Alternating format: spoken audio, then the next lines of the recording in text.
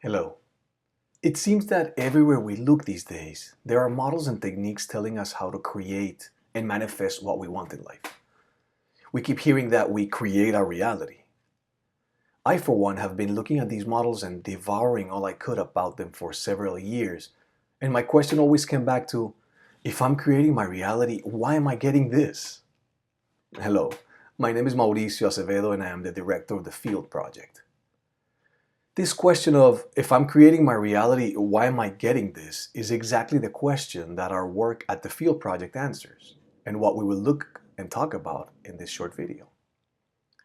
The Field Project is a body of work developed by the philosopher Philip Golobuk over more than 30 years of study of this concept that somehow our consciousness is related to our experience in the world.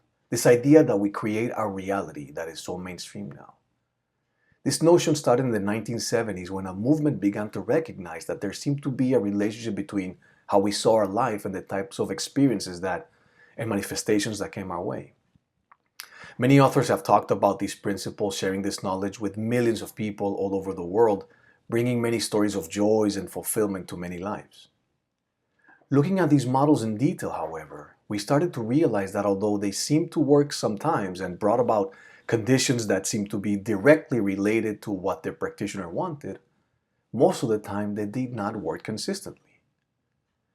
This turns into a very dangerous practice, especially when people started trying to treat medical conditions, even terminal ones, through the use of these techniques and refusing modern medical attention. The reasoning behind this is that if we created the condition somehow in our lives, we should be able to create a cure for it through the use of some technique and our wanting. All these, what we call New Age models, although very well intended indeed, miss a key element in their approach to the subject of the relationship between ourself and our reality. They try to reduce this relationship to a system or a technique. Although we cannot deny the fact that sometimes what we call miracles occur and terminal conditions seem to vanish into thin air, we are foolish to believe that we can somehow direct these forces through the use of a technique or method to get specific results in the world. In granting that these miracles are indeed the work of a higher organizing principle than our will, we are acknowledging that it cannot be reduced to a technique. Here's why this approach fails. First, most of these models try to create through desire alone. Our desire does not create. What we want does not create. It is who we are that creates the reality we experience. Second, some of these techniques try to create through the wrong self. There are many levels of the self which we look into detail in our curriculum at the Field Project, but this particle self, which is the one that these techniques focus on, is too limited in resources to create. Third, some of these techniques try to create through an act of will, which is all by entirely limited. It is willingness that creates, not willfulness. Most important of all, what most of these models fail to recognize is that when we talk about creating our experiences, their relationship of correspondence, it's not between the intending consciousness and the factual content that we live, but between the intending consciousness and the form, quality, meaning, and significance of our experience. Let me say that again because it's very important. When we talk about creating our experience, the relationship of correspondence is not between the intending consciousness and the factual content in the world, but between the intending consciousness and the form, quality, meaning, and significance of factual experience. Let me give you a practical example of what I mean when I say this. Two shoe salesmen are sent to Africa to open up new markets for the factory they work for. When they get to their assigned post, the first salesman writes back saying, "Bad news, there's no market potential here. None of the natives wear shoes." The second salesman writes, "Great news, unlimited market potential. None of these natives wear shoes." You see, it is the same facts that these two men experience, but it is who they are and the significance they assign to these facts that sets them so much apart. What is for one a lost cause is at the same time the start of unlimited potential for the other one. That is what we mean when we say that the relationship is between the intending consciousness and the form, quality, meaning, and significance of factual experiences. It is who we are that creates what we live. Our experience in the world does not happen to us by accident. It comes not to us, but through us. Who we are is not defined by what we want alone. It is not defined by desire alone. It is defined by what the Field Project calls our intentions. We use the term intention as a technical term, defined as what we are willing to take to be real and what we are willing to identify with. Let's look at another practical example to see what we mean by this. Let's talk about money. How do you feel about money? Do you feel good about it? Many times our feelings about money are not feelings we enjoy having.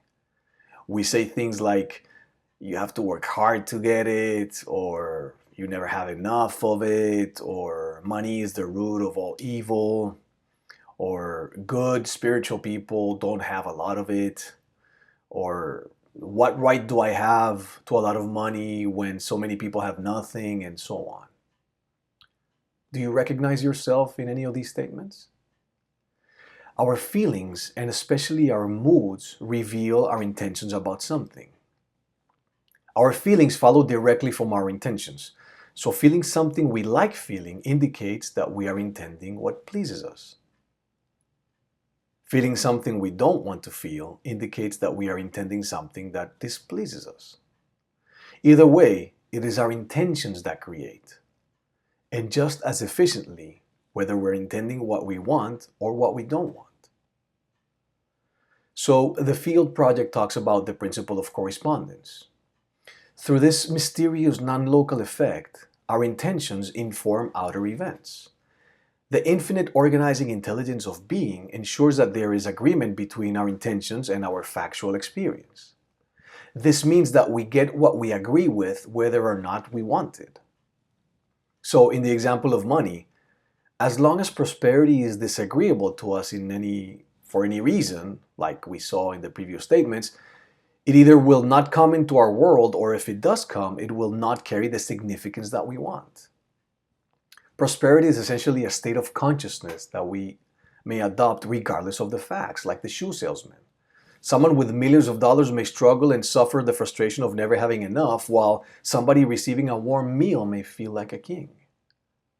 Thanklessness also stands in the way of us experiencing prosperity because, according to the principle of correspondence, we must inhabit a prosperous consciousness before the fact, as facts follows consciousness and not the other way around.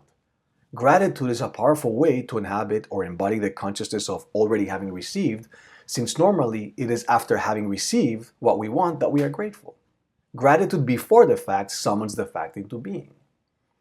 Also, in being generous with others, in the practice of gratitude for the prosperity that is already ours, we exercise a generosity of spirit that informs our experience in the world in ways that are unpredictable and consistent with the consciousness of generosity.